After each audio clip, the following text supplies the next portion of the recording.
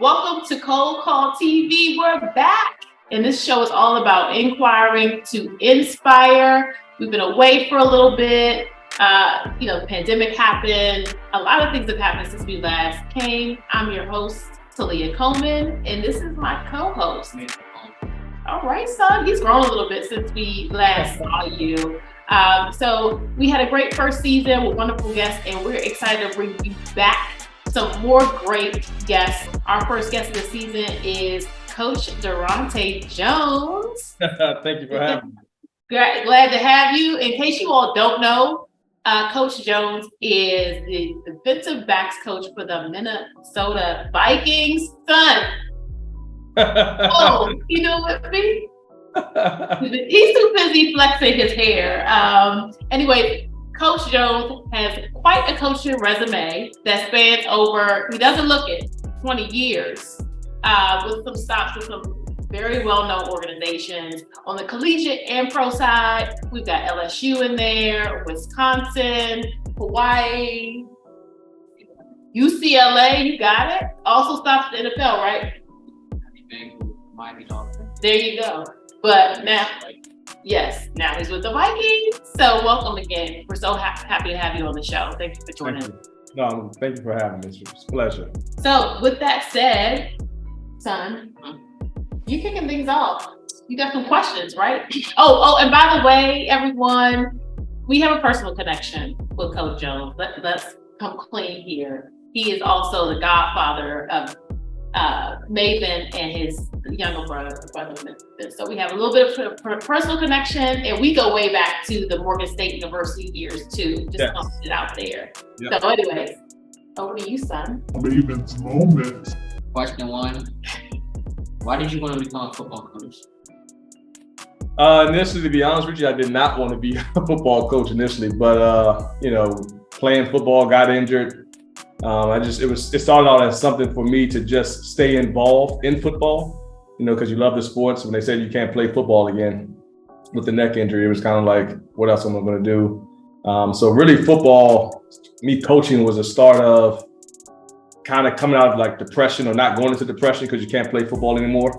And then I just enjoyed being around the guys. I enjoyed teaching. I enjoyed the look on those guys' faces when you give them a tool to use and they use it and they have success with it, and just pretty much just helping young men grow at the end of the day. What did you want to be when you grew up? I wanted to be a lawyer when I grew up. So it's funny. I wanted to be a lawyer, and going to Morgan State, we didn't have any law there. So I started doing engineering initially. Didn't love it, and got out of that, went into psychology. But growing up, wanted to be a lawyer, wanted to be a big time lawyer in the courtroom, doing all that stuff. Funny how times have turned, right? But no, so when I was about to get out of coaching in 2004, I was about to get out of coaching, and I got accepted into law school at LSU and Southern, as a matter of fact. And then I decided to take the Bowie State job and just figured like law school will always be there.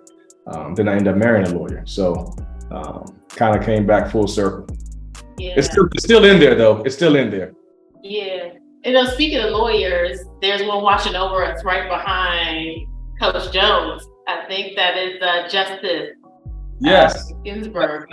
Should I hit the camera a little bit so you can just kind of? Yeah, let's shout out to and rest in peace. Yep, RBG, and again, especially the things that's going on right now in the community and in the political world with the rights and voices and choices of others. So, I don't think she'll be too pleased with what's going on right now. Yeah. Who was the most famous person on your phone? The most famous person on my phone? In my contacts? Yes. Probably Flo Rida, probably just because of his stature in the international world, I would say. That's interesting. You know who Flo Rida is? No. He's a rapper. Yeah, I have, various athletes and things like that, but I would say he's internationally known. So I would probably say he's the most famous person in my phone. We got you gotta ask a follow up there, right? Like, how do we know this guy? You know what? Actually, the connection goes back to Morgan State. So my first roommate before Melvin was Kelvin Moore. Remember him? Yeah.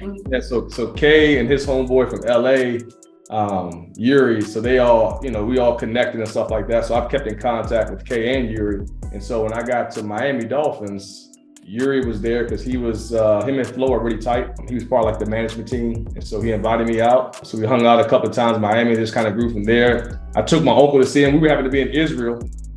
And I saw that Flo was performing in Israel. And I'm like, hold up. So I hit him up and said, you in Israel? And he was like, yeah. I was like, we're in Israel. We just landed. And so he's like, well, come to the show tonight. And so I ended up taking my uncle to the show. And backstage, he was happy about that. But no, so it just kind of grew from me being in Miami. And I know he was just in town, actually, in DC. He had just performed when I was there, but I didn't go because the mother-in-law was in town. So, mother-in-law trumps. Family over everything. Yeah. So that's how that happened. What was the best game you ever saw in your whole life? The best game I ever saw was actually this past year, to be honest with you, against the Indianapolis Colts. We ended up doing and accomplishing the greatest comeback in NFL history. We were down 33-0 at halftime. And the guys in the locker room were calm, they were poised, there wasn't no arguing. The goal was just to go out and no one looks up at the scoreboard. Just keep your head down, stay focused, one play at a time.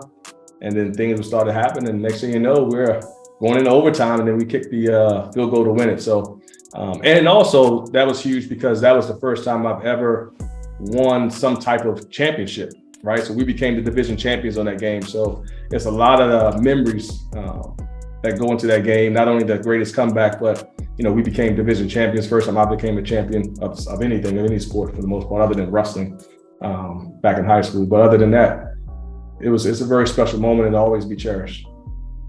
Was incredible. Last question. What's your favorite food? My favorite food? Yeah. Oh, carbonara pasta. Yeah. It wasn't. It used to be lasagna. But since we've been traveling lately, the carbonara has taken over a little bit. But I like Italian food. Italian/seafood. I would say that. Any type of seafood, any type of Italian food, I'm good to go on those two. I can be happy. How about yourself? Favorite food? I don't really have one. You don't have one yet? Mm-hmm. It's coming. It's coming. You like all kinds of food. We can eat, y'all. I'm sure he can. He's a grown boy here. He got to eat. No doubt. Thanks, man. That was awesome. Raven's moment. You'll stick around with us? Mm-hmm. All right. He's so cool for school now, but he's I know. He's gonna hang out with Uncle and Mom a little bit more. So, we talked a little bit about your coaching career, but can you just take us through the journey of your coaching career? Yeah, it's been a long journey. A lot of young coaches ask, what to do or should they get into it. I actually recommend them not getting into it unless they understand the trials and tribulations you're going to go through. It's not anything fast. So again, got into it at Morgan State, ended up getting a graduate assistant position at Lenore Ryan College in Hickory, North Carolina, in which your husband was en route. We drove down to the interview together. So, because it was on the way to spring break, right? So, no, but we did that, interviewed there, got the job at Lenore Ryan. Had no idea what coaching was really all about, but back then it was different. We didn't have the wireless headset, so you had to run the wire from the press box all the way to the sideline and take that up after the game and all that kind of stuff. But then after the season, we were fired. The head coach was let go and had no idea. So from there, I went to, I don't even bring this up, but I went to North Park University in Chicago. And I try to block that out of my memory, but the experience has helped it helped make me. It established some character, I thought, what I had to go through there. So I was kind of sleeping in my car for the first 3 months in February through April in Chicago in those cold months in the 88 Honda Prelude. And so the car was rocking with the wind and all that, and you're freezing your butt off. So I had to sleep with the car running at night with the window cracked just to have some heat. And my aunt would call me every morning to wake me up because cell phones didn't have alarm clocks at that time, the little flip phones. But so that was my wake up call. And then I moved from out of the car into like a pantry, which like this little area, little storage room off of the apartment complex of some guys that were living there. And it was so small that my twin size blow up mattress wouldn't lay flat, right? So it was my mattress would lay this way because that's how skinny the walls were, or narrow the walls were. So did that for a couple of months, brutal. And then I got the job at Nickel State, and so I left. And I met some great people there in Louisiana. Mickey Joseph was one of them that kind of helped me a little bit in networking. Through him, I met Vance Joseph, and then I met Zeb Simon, who became a mentor of mine. He was a high school coach there. I ended up working for him. And so after Nickel State, high school ball for a couple of years at Jeanerette and Franklin. And then I got the opportunity to come back to Bowie State. Bowie State, 5 years. We had some success. It was great. The experience was phenomenal. Met some great people there that's still in my life today. Shout out to Dana Wilson, who's now the new head coach at Morgan State University. But Mike Lynn was there. He gave me the opportunity to be a defensive coordinator at 26 years old at Bowie State. And so that was phenomenal for me. And then something happened there, T. You having success, but the opportunities weren't coming. And so I almost got out of coaching twice. The first time before I took the Bowie State job about the law school. And then right around 2009, I applied for a federal air marshal. That was when I get out of it. I was like, you know what, this coaching, I had given myself like a certain age to try to make that break, and it hadn't happened. So now I'm 30 years old. I had applied for the federal air marshals and actually the FBI, in which FBI actually sent me my offer letter and everything. So they were in the process of doing the background checks, which is like, 3 to 6 month process at the time that UCLA called. So I sent my resume in blind to UCLA. The coordinator called. He was like, hey, I have an opportunity for you, but it's as a GA, not as a full-time role. Coaching would be full-time, but the pay would be, pretty much graduate assistant pay. Yeah. I was like, Coach, I appreciate it, but I'm 30. I'm beyond the $1,000 a month. But he talked me to coming out and listening to it, and it was an opportunity. And one of my mentors, Lionel Vitale, who just recently retired from over 30 years of being an NFL personnel, he gave me some knowledge. He said, on paper, which is the better job? You staying at Bowie State or taking that UCLA job? I said, what do you mean? He said, well, take the salaries out of it, take money out of it. Would you rather be the corners coach at UCLA or the defensive coordinator at Bowie State? And he said, and I said, UCLA. I said, but the money is tough, right? I'd be homeless again and all that. And he was like, well, Daronte, figure out this. If you stayed at Bowie State for the next 4 years, what's the max you're going to make if you want to talk about money? He was like, but if you go to UCLA, what could the potential be? And so ever since that moment, from that moment on, I've never let money be a factor in the decisions. It's always, well, what's the better job? And then what's the next step after that? And so I took that job. I slept in my position room for that year. So again, homeless again in UCLA, slept in the locker room and all that kind of stuff. But you know what? I was there in February. I got a job to go to Montreal Alouettes in the CFL. And so Montreal for like 6 months, great experience, fun league. Worked with Mark Tressman, who taught me a lot. I also worked with a guy named Tim Tibesar, who was a defensive coordinator. Full circle, leaving Montreal, I go to Hawaii, great years, 3 years there with Norm Child, who I met at UCLA. So that connection got me the Hawaii job. And I was able to go up to, become an assistant head coach and things like that in Hawaii. And then that guy, Tim Tibesar, who I worked for at Montreal, was interviewing for the Wisconsin linebackers job with Paul Chris. And at the end of his interview, Paul Chris asked him, does he know any good DB coaches? And so he recommended me. And that's how Wisconsin came about, And so I just say that because UCLA and Montreal, those next two jobs helped propel me to Hawaii and Wisconsin. And then we had a great year at Wisconsin. ended up getting the opportunity to go with Vance Joseph, another mentor of mine, who became the defensive coordinator of the Miami Dolphins. And now I'm in the league. And actually turned that job down initially because I had no aspirations of coaching in the NFL. I was enjoying college. I enjoyed the recruiting process, the relationships that you're building. And Vance gave me the opportunity. And I was like, you know what? I'm never going back to college. And LSU did.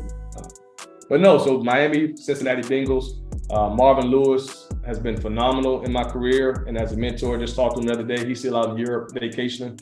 And went from there to Minnesota Vikings with Mike Zimmer, who's a defensive mastermind. I had a chance to just talk with him the other day. He's relaxing and golfing. No, so then LSU came up, went down there, couldn't pass that opportunity up to be a coordinator in the SEC. Didn't work out for us as a staff, but it got me back here in the same position that I was at before. Under new administration with Kwesi and KO, who's given me the opportunity. And now I have a chance to work with another defensive mind in Brian Flores as defensive coordinator here. So that's the journey. But it took years. It took years. So yeah. You said some really good advice too, and it's good for young people. I think they hear that too about, not necessarily chasing the bag, right? But looking at the opportunity and how you can really hone your skill and use that as a stepping stone and look where it's got you. So some people's journeys, it's not a straight and narrow path. There's zigs and zags along the way. And I think you're a great testament to that. So thank you for sharing that journey with us. So let's talk a little bit about some of the players you've coached. Are there any in particular that stand out that you've enjoyed coaching the most? College there's the players in college. I think the Bowie State players really have an impact. I still keep in contact with them today. I don't want to leave any names out, but like Delano, Terrence Peete, Money, as a safety, Sterling, Kyle Jackson, who's now the new head coach at Bowie State, who I recruited. And was a 4-year starter for me and a captain. Well, not for a 3-year starter because I left. It's 4th year, but he was a captain. It's to see him become a head coach now. And he called me for advice here and there, even before he got that opportunity. So it's just been phenomenal to see him and what he's accomplished. So those Bowie State players really hold true. Tyree Smith, there's a lot of them, Sterling Green. And then going towards, I would say, Wisconsin, I had some players in Caputo that really stood out. He was a safety. But then getting to the league, Rashad Jones, he's a safety, should be a Hall of Famer. Rashad had a unique ability in game planning and prepping for his opponents, and he can make plays. So he's been fun. My little brothers like Xavier Howard, that's my guy. Stood on the table for him. We drafted him. Keep in contact to this day. He sent me several things, and that's like my little bro. We always talk to this day. So I would say him. And then Minnesota, can't help but Harrison Smith. That's my guy. And then having the pleasure to coach Patrick Peterson last year. Those two dudes, because I've been around those two. I've been around Harrison the longest, but getting a chance to know Pat Peterson last year has been phenomenal. They really stand out. And then I have some young players, Josh Metellus, who I drafted here in 2020, who's coming on. I expect some big things out of him this year. But yeah, those will probably be there. That was in Cincinnati Bengals. I can't forget about Drake Kirkpatrick and William Jackson, Jesse Bates, Sean Williams, those dudes there really had impacts. But no, I've had the pleasure coaching a lot of those guys, Darquez and Nard, and you keep in contact with them to this day. So no, I was trying to get one of my former players here in the offseason, Bobby McCain, who was with Washington. I was fighting. I was like, come on, Bobby, come back. Let's get this thing back. And but he had to do what's best for him. He ended up going to New York Giants, which I'm happy for him. But no, there's a lot of players that you keep in contact with. To your point, Ndamukong Suh at Miami Dolphins, who wasn't one of my players, but we used to always mess around and he gave me contacts. I gave him contacts at different restaurants and stuff like that. But I wished him luck last year in the playoffs, so we keep in contact here and there. You hear that list? That's quite a list. Well, let's stay on the topic of players. So I want to have a little fun with you here. Okay. In terms of when you think about the Mount Rushmore of greatest defensive backs, who is on your Mount Rushmore? Please, I would say Dion as a corner. Let me just do corners and safeties. Can I separate them or I got to be on 5 completely? I say 5. It's got to be 5. All right, so. It's 4 on Mount Rushmore, right? You said 5. It's 5? It's 4 so you want 4 or 5? Okay, so 4? 4, yes. Okay, so I would go, I do Troy Polamalu. I would do Reed. I would do Ed Reed. Dion. So that's 3. So I got one more, right? Yeah, one more. I would do Charles Woodson. Rushmore. Yeah, 1, 2, 3, 4. Yeah. I would do Charles Woodson. Ooh. Who you got, son? Who's your 4? Safety and corner. Just safety and corner. I'm gonna do all corner. You do all corners? Okay. Dion, Reeves, Island. Pressure. You know the pressure that he's feeling. Trying to choose 4. What do you think of the other 2? You know where to find us. All right. So I know you're a little bit of a world traveler. Word on the street. We try to keep up with you. What has been your favorite place to visit so far, and what's left on your bucket list? Favorite place so far, Israel. We had a chance to kind of tour, from all of them, Tel Aviv, all up to Tiberias to, so many places. Had Bethlehem, went to Nazareth. So the reason why Israel was so special is just because you've learned about these places, you've heard about these places, and through like Bible study, going to church, walking in your faith, and to actually like be there, right? Your feet are planted where, Jesus' feet were, So it's kind of like one of those things when you're walking in that. I got rebaptized in the Jordan River. Wow. There and took Holy Communion. So it was just so much history. It's very emotional on that tour. So I think that was most meaningful. I enjoyed that the most. And what's left on the bucket list? Got to go to Greece. Yes. Keep hearing about Greece. I got to go there. I do want to do Sicily, only because I'm a big mafia guy. So I got to see where, I do want to do Munich. I want to go to Munich. I've heard a lot about that. Denmark. I want to go to Ethiopia. I want to go to Egypt. I haven't hit that side of the continent yet. Yeah, but don't leave us next time. I told you before, you and me, like give us a little notice. Yeah. Get our point. Oh boy. Well, so this show is all about inspiring others, and we want to know who's been your greatest inspiration. My greatest inspiration, really, my family. They were the backbone to it all. My mom, single parent, my grandparents, and my aunt. I would say those 4 have been the staples, and then my uncles that were there that gave me that. My uncles and my grandfather kind of gave me that male figure that I needed growing up. So my uncles I have 5 uncles. They're all different. They all provided something different, but the family was the biggest inspiration, not letting them down.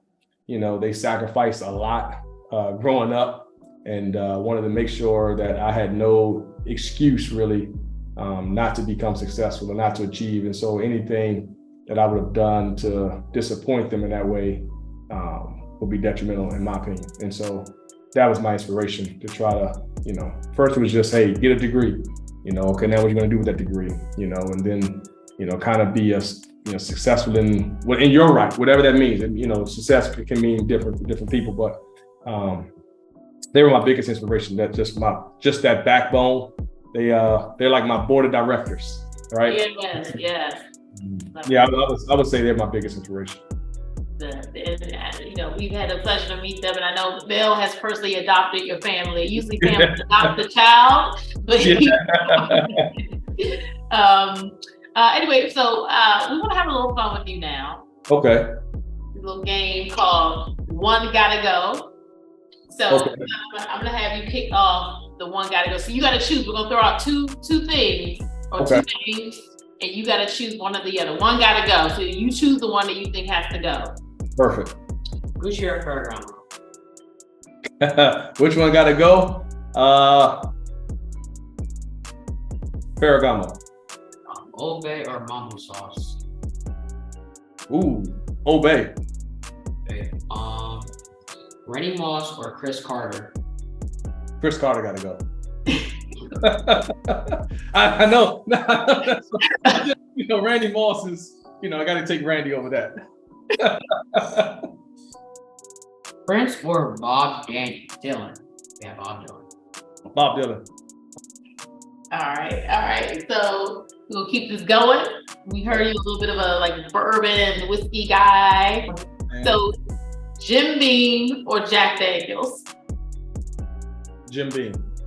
Okay. That has to go, right? What has to go? That one. Jim Beam. Jim Beam. Yeah. But what's your? I'm just curious. What's top shelf for you? Well, anything really from Buffalo Trace. I love Wellers. Weller 12 year to be exact. Okay. All right. Going back to the Vikings, Daronte Culpepper or Warren Moon? Oh, Daronte Culpepper got to go. Okay. Warren Moon had a little stint with the Vikings, so. Yeah, I take Warren Moon. I take Warren Moon on that one. Okay. All right. Bowie State or Morgan State? Bowie State got to go. I got to go with my alma mater. That's right. All right, this is a little fun. Crow or Daronte? Ooh. You like Daronte? It's not good. It's Daronte. You don't even know. On the TV, he telling you was Uncle Crow, so. His man's name is Daronte. That's his real name. I would say. Daronte. You know what? I would say Daronte. Right on. And tell us a little bit about Crow. What was the backstory on Crow? I know a lot of people don't know you out there that know you now may not know those that know you from college years. Yeah, so it kind of came along coming out of high school and then coming into colleges. I used to make this bird noise on the field. That was my identifier, and so that was it. That was my mark. So they started calling me Crow, and you're kind of flying around making plays, and so it just kind of came to more. And guys just knew you as Crow, right? Because even Melvin Spears, our defensive coordinator, we were out there and I'd be making this noise on the field, and everybody's like, where's that coming from? So that's kind of how I kind of stuck at Morgan. And then you started to meet people and they started to know you as Crow. And then it wasn't until we graduated where I realized nobody knew my first name.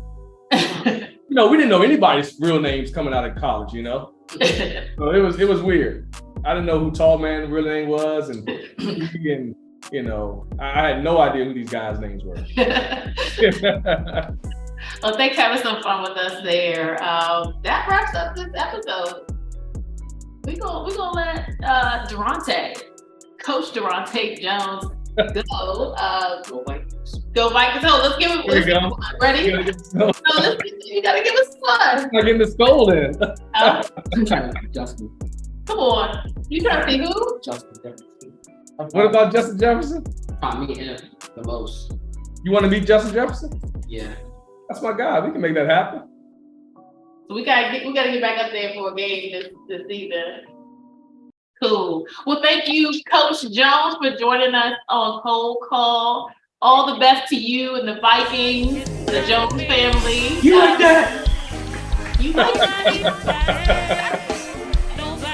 We gotta close on that one, man. Close on that one. Can't gotta close on that one. Can't beat that, man.